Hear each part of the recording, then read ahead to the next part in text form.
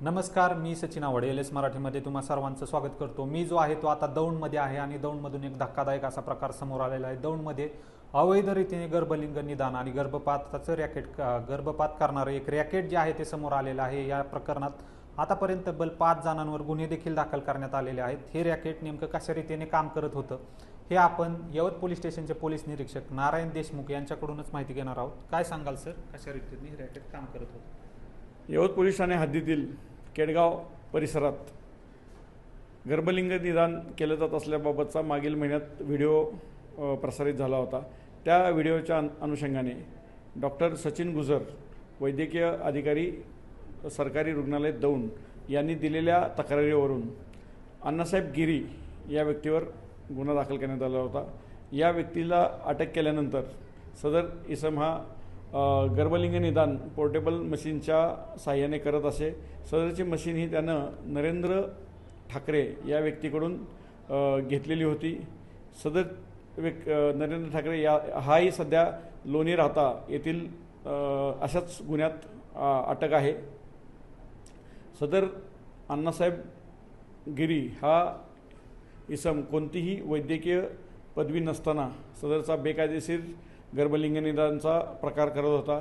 त्यातून त्याचे काही डॉक्टरांशी संबंध होते। त्यातील अतुल जाधव या डॉक्टरांकडे गर्भपात केला जात होता, त्यांनाही अटक करण्यात आलेली आहे। त्याच व्यतिरिक्त इतर 2 डॉक्टर निष्पन्न झालेले आहेत, ते सध्या फरार आहेत आणि या गुन्ह्याचा सखोल तपास सध्या चालू आहे।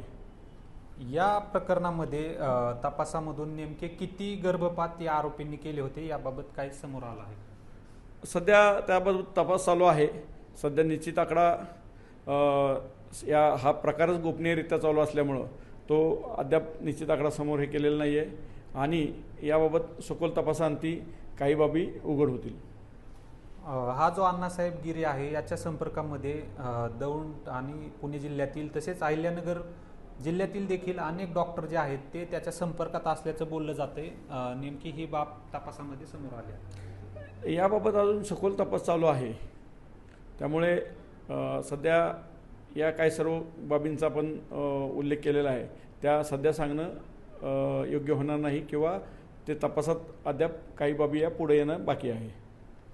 पोलिसांकडून या प्रकरणाचा तपास आता कशा रीतीने करण्यात येतोय काय सांगा? या अण्णासाहेब गिरी हा इसम व त्याचबरोबर त्याच्याशी कनेक्टेड डॉक्टर हे कशा पद्धतीनं हे रॅकेट चालवत होते, त्यात कशा पद्धतीने त्यांचे आर्थिक हितसंबंध गुंतलेले होते, त्याचबरोबर त्यांना इतर कोणी साथीदार होते काय, याबाबत सर्व तपास हा पोलीस SOP प्रमाणे करीत आहेत। आत्ताच आपण यवत पोलीस स्टेशनचे पोलीस निरीक्षक नारायण देशमुख यांच्याशी चर्चा करून या सिंडिकेट बाबत माहिती घेण्याचा प्रयत्न केलेला आहे। या प्रकरणाचा पुढील तपास जो आहे तो यवत पोलिसांकडून सध्या केला जात असून यामध्ये आणखीही काही डॉक्टर सहभागी असण्याची शक्यता जी आहे ती सध्या व्यक्त केली जाते। LS मराठीसाठी रिपोर्टर सचिन आव्हाड, दौंड।